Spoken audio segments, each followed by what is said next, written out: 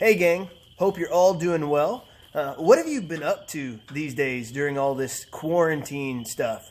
You know, I haven't gotten a chance to hear from most of you guys. I don't know what you're up to. So here's what I want to do. On the count of 3, just shout out what it is that you've been doing over the past few days. All right, you ready? 1, 2, 3, go.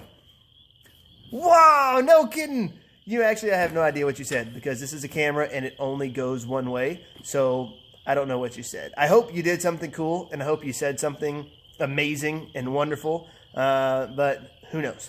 I wanted to talk to you a little bit about some downtime that you've been having. I know that some of you guys are probably getting kind of tired of this quarantine thing and want to know how much longer is this going to last. And though I don't know exactly what you're doing, I want to encourage you in the means in which you're doing it. I want to read a verse to you. This comes from 1 Thessalonians 5:16. And it simply says this, and this is a great verse to memorize if you're looking for something to memorize. It says, "Be joyful always."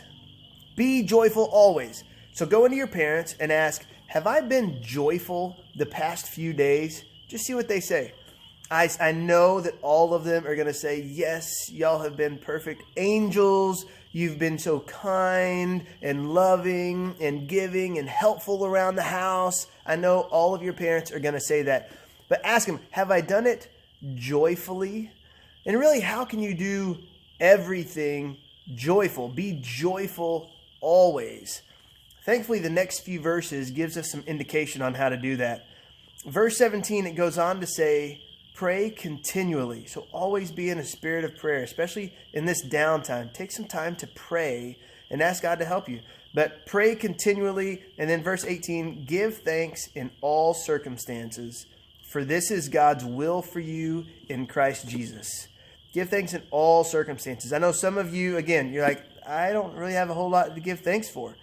I know every time I come to see you guys at lunch on Wednesdays, most of you say that the favorite part of the day is either playing in the gym or lunch. That's it. So consider your normal day. I know you get to see your friends more, but most of you guys just always seem like, man, my days stink. So now, looking at where we are today compared to where you could be, just be joyful in that. Consider the circumstance in which God has you in and think through the blessings of where we are, because these days aren't going to last very long. Lord willing, our quarantine will come to an end. You'll get to go back to school. Everything will be right in the world again. But for now, be joyful always, pray without ceasing, and give thanks in all circumstances. Even as you're at home right now, most of you guys that I've talked with, I know you've already said that you spend your days sending pictures to one another. You play games with one another. You're texting one another. And so we live in this age of connectivity. And so you guys are always connecting back and forth, doing the same things you would do at school. Because even at the lunch table, I'll sit there and watch you guys text from this person to that person, and you're sitting right next to one another, or you're playing a game with the person sitting across from you. And so you're always still able to do those things. Now you get to do it in your pajamas, and you don't have to go to school. So give thanks to that in that. Be joyful in that. There's always something you can be joyful about. So in these days, as the days continue to unfold, and I don't know what you're doing, but the attitude in which you're doing it in, I pray that you would do that well.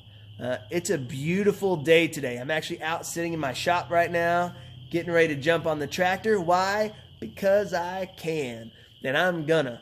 So go find something to do. Go look for something fun that you can engage your time in. Text a friend, play some games, hang out with your parents. For me, I've been in the house with the kids. Now it's time to go play on the tractor. We'll see you next time.